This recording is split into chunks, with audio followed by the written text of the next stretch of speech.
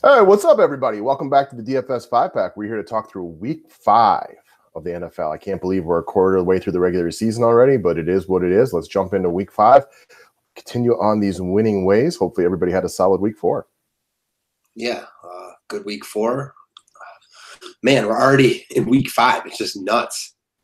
It is absolutely nuts. I mean, I feel like just yesterday we were sitting here just waiting for the season to start. Mm-hmm. So Week 5, Draftkings, main slate, here with the DFS 5-Pack. If you happen to be new to the station and coming across it for the first time, guys, we will talk a lot of baseball, basketball, and football. As you can see, we've already got MLB postseason info up for today. We'll be talking NBA preseason a little bit. NBA regular season will be here quickly. If you want that info, just go ahead, press that red button that says subscribe. And to all of our loyal listeners, we appreciate you guys a lot. Best sign of appreciation you can show us is tossing that thumbs up button right there. And if you want to join the team, all you got to do is look below the video. You will see a link to the website. We got monthly, annual, lifetime. We got packages for NFL only. Sign up to the website. You'll get the private podcast every single day where we go into a lot more information, access to the private Facebook group, and then get the end of the week summary for football or the daily summary, giving you some core, hard recommendations and a couple other options at other positions. Yeah, it's pretty simple. So, there's a lot we offer, and this is a great time to sign up because NBA is just around the corner. Right. If you want to play NBA, but you're a busy person, which I know a lot of you guys are, and you want a simplistic website that will break things down that you can do your research in about 10, 15 minutes, that's really our sweet spot for people. Hardworking people who just don't have time to do the research on their own because it is a lot of work. Amen. All right, guys. So talking quarterbacks, we got a couple of them we're going to go through to start with. And right now I'm looking at spending up this week on Big Ben Roethlisberger. This game's got a lot of offense written all over it. So the Atlanta defense is in shambles right now, missing starting safeties. Didn't you mention to me they're missing another guy as well? Yeah, they're starting D-tackle. Okay, so they're without key players all over the place. And this defense right now is an absolute joke. That's what happens when you lose your best players. Defenses become really, really bad. And the Atlanta defense can't cover anybody right now. They're a joke. They're a joke due to injuries. No knock on them. They were actually an underrated defense going into the year, but they're just really banged up. Spend the extra money this week. I'm not kidding you when I say like Roethlisberger could be worth an extra 10 to 20 points over your average quarterback. So spend the extra money on them this week in cash games. I think he's one of the closest things to a sure thing on the slate. The last 3 weeks, Dalton, Breeze, and Cam have gone beast mode on this Atlanta defense. I mean, I'm talking major DFS points. Go back a couple weeks ago to Cam. We all know what Breeze did. Dalton is the chalk last week. Absolutely went off. The Steelers are in a must-win situation. We all know that Big Ben is a lot better at home. No Le'Veon Bell still. Atlanta's got a good enough offense against the bad Pittsburgh defense to push them to score. And there's a reason that this game has the highest point prediction on the week by a few points. And the problem with picking out the Antonio Browns and the Jujus of the world and things like that is you don't know who's going to score. You know Ben's going to be part of the offense this week. Yeah, it's actually got the highest point total of the year so far, at least. So with a bunch of totals over 50 and offense is just going off, it's hard to see a scenario where, Ben doesn't get his here. There's nothing to pick on with Ben because he's in such a great spot. I like the biggest point here is that Atlanta can really push them. Atlanta is also in must-win mode, so they've done pretty well themselves offensively. So I think you get the best of both sides. Matt, as an avid sports bettor, when you see what's the point total prediction right now? 57? 57, yeah. 57. When you see a 57, isn't your automatic idea that you want to bet the under?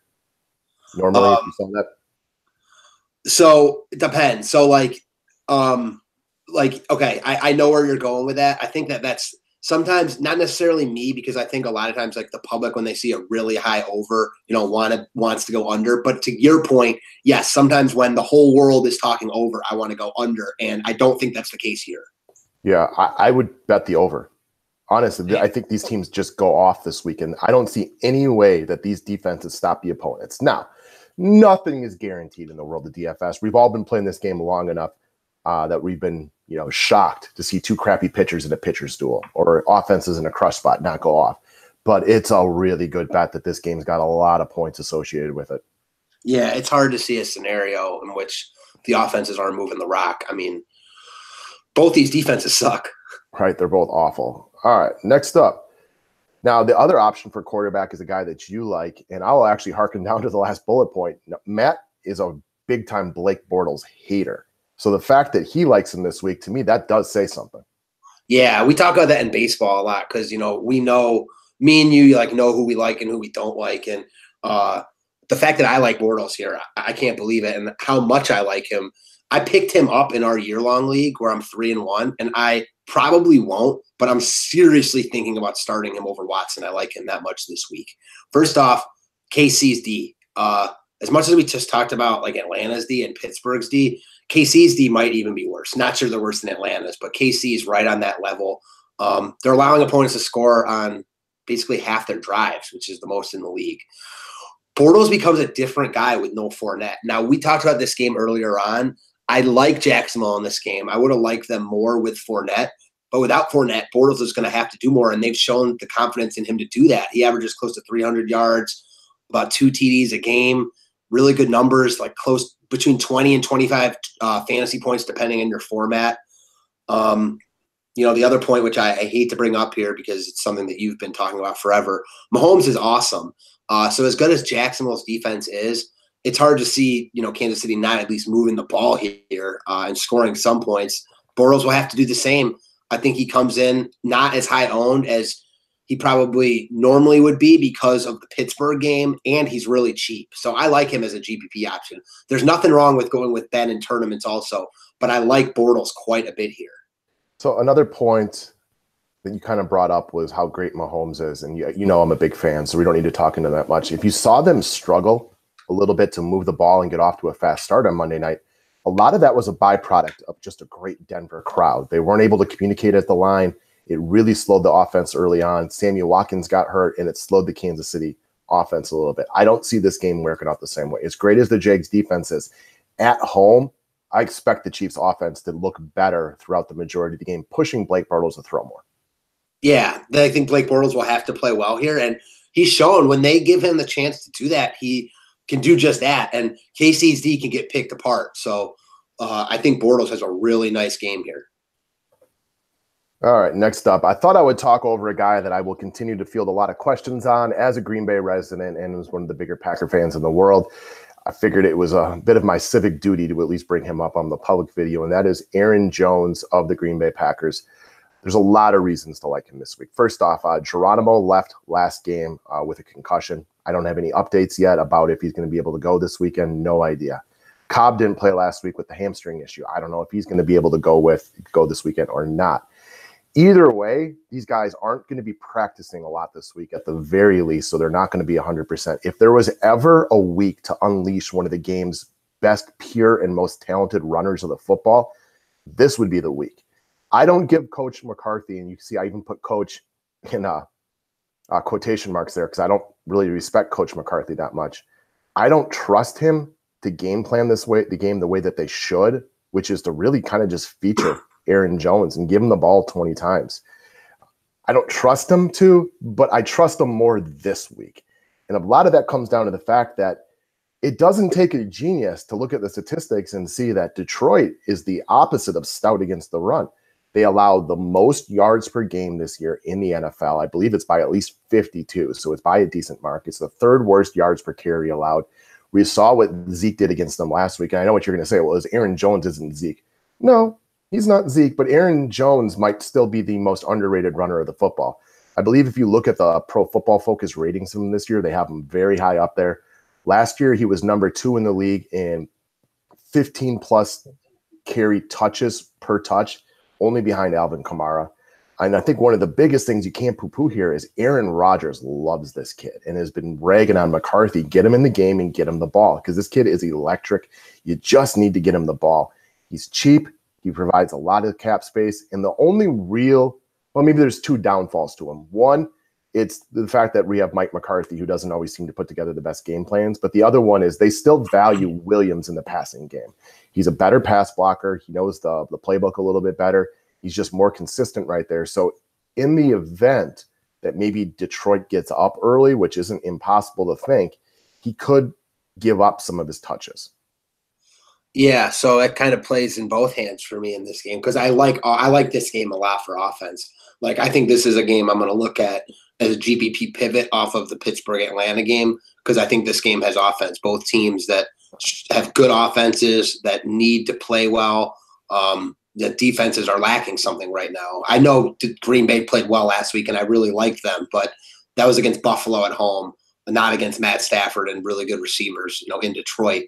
So I like the offense here. My one question to you about Jones with like the 20 carry thing, how many is the most he's gotten in a game? I don't have that pulled up right now, but if you remember the game against Dallas last year, he got going early and they just let him go. So I don't think he's gotten like over like somewhere around 15 probably. I know like not exact, but somewhere around there probably. Yeah, he went from 6 to 11. I would not be surprised to see him touch the ball a minimum of 15 times. Again, if there's any semblance of intelligence on the coaching staff this week, they're going to look at this game. And I view this game a little differently than you. I think both teams would be smart of them to use their young running backs in this game. Kerryon Johnson looks like a stud. I don't have a ton of faith in Green Bay just to shut him down. He's been very elusive. And I think Green Bay would be real smart to just maybe run this game through Aaron Jones. The less work that Aaron has to do on the offensive side of the ball, Aaron Rodgers, helps him get his knee healthy, take the pressure off of him. We could be missing wide receivers in this game. I like Aaron Jones a lot. I think it's the sensible way to go. I don't always trust Coach McCarthy to do the sensible thing. But I think in this specific situation, when everybody's talking about how bad Detroit is against the run, use your running back here because they're still going to be more scared of Aaron Rodgers than Aaron Jones. Always. That makes sense. I get that for sure. That makes me like him even more, especially with the wide receivers potentially out. Right, and he's cheap. He doesn't need to do a ton in this game. If he can go for 75 yards, find a way into the end zone, grab one catch for 10 yards, like you're hitting your value that you need out of him. Most definitely. All right, so now to the other side of the ball. This is one of your favorite GPP wide receivers on the week. Yeah, I like Marvin Jones a lot here.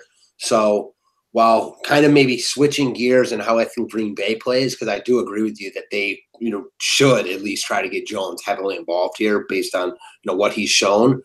I think that Marvin Jones from the other side is a guy that I really like a lot. He's seen his price go down again. And we talked about him last week. Stafford has just missed Jones on a couple deep balls, on several big deep balls actually, that they've just been so close to hitting on, just out of sync.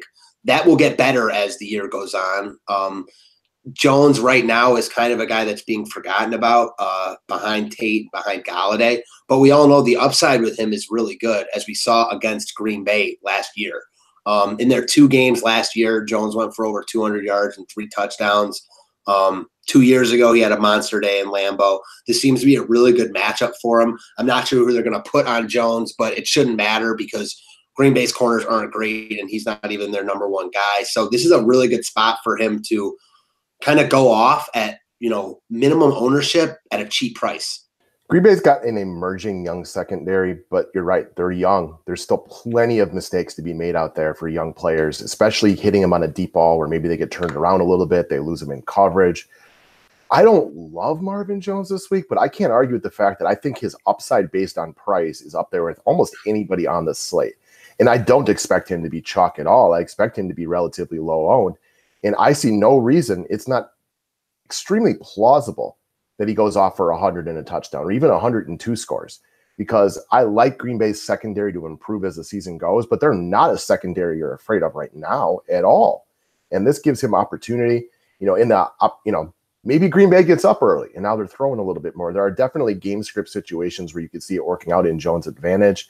He is kind of the forgotten guy right now with Kenny Galladay turning into an absolute stud, Tate having a big year. I love the upside on price on this one.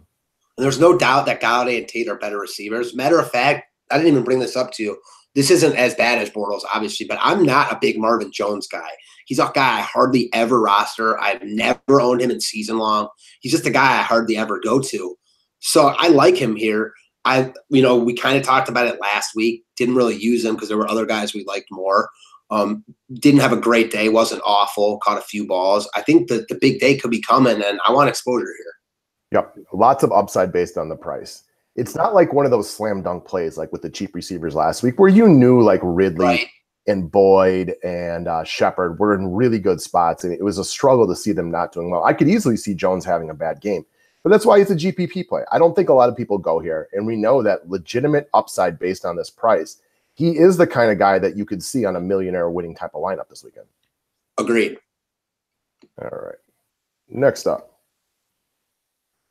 Austin Hooper. So it doesn't take a genius to want to target this game, right? I think most people are going to know to at least hone in on and give some special attention to Atlanta at Pittsburgh. I'm not exactly going out on a limb on this one. What you get with Austin Hooper is a dirt cheap piece of the best game of the weekend to target. That's really the most simplistic way to look at it. Now, much like Atlanta, or much like the Falcons, the Steelers' D is also having a ton of issues this year. Had some injuries. A lot of this goes back to the Shazier injury from yesteryear. That's really left this defense in a position where they're just struggling all over the place. Now, if you watch the Sunday night game, you probably heard the announcers bringing this up. They did a really good job of breaking it down. Because of Pittsburgh's inability to cover guys down the field right now, they are forced to play a ton of zone and not bring much in the way of pressure. This is a change in the Pittsburgh Steelers philosophy from other years. They've always been really good against the tight end because of the way they've been able to play it. Now they don't have the horses to cover guys down the field. Do you think that they're going to be able to cover Julio Jones and Calvin Ridley? If they were scared of John Brown and Michael Crabtree, don't you think they're going to be scared of Julio Jones and Ridley? I would think so. So they're forced to sit back in this zone defense, and they are getting picked apart by the tight end position. So far this year, they were a little better week one, but that was with Tyrod Taylor. Against Kansas City, Kelsey, beast mode. Tampa Bay tight ends go beast mode. Last week, the bad Baltimore tight ends catch 10 balls for 99 yards. Is Austin Hooper a player that I love? No, he's not a player that I love, but he's in a really good spot this week. He's dirt cheap for the highest scoring game of the week, or at least what's projected to be. This gives you cap space, allows you to get other guys on your team. I love the potential upside on a guy who gives you limited risk because he's just really, really low cost. Yeah, I love the points you made and the stats you have brought up about how bad Pittsburgh's been against the tight end, because this is a change from last year and the past few years, like you brought up. A lot of points in this game. Listen, 3K. I brought up another cheap guy from this game, from the Atlanta side that I like. So I think going with some secondary pieces is definitely viable strategy in tournaments, in cash games, in any format, really.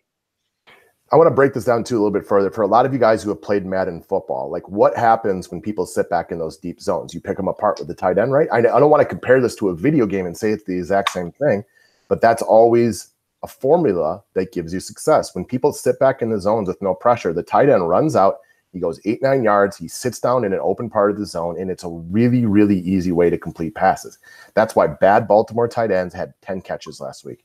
That's why Tampa Bay, decent tight ends, right? I mean, we like O.J. Howard, who's, out for a couple of weeks right now, but they were able to go for over 100 yards. Kansas City's a little bit of a different beast because Travis Kelce's amazing. So I don't really take too much of a factor into that one, but they are now ranked dead last in the NFL against the tight end. They've given up 3 touchdowns already this year and are averaging over 100 yards allowed to the tight end position over the last 3 weeks. I think this is an easy way to go for real cheap, low risk. Agreed. So that is that for Austin Hooper.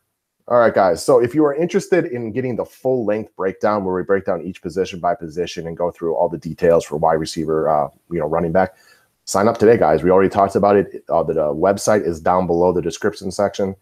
What do you get for it? We cover baseball, basketball, or football. We do private podcasts all week long. We got private Facebook groups for users. We talk about GPP and cash. There's a million ways to get involved. We'd love to have you come join the family.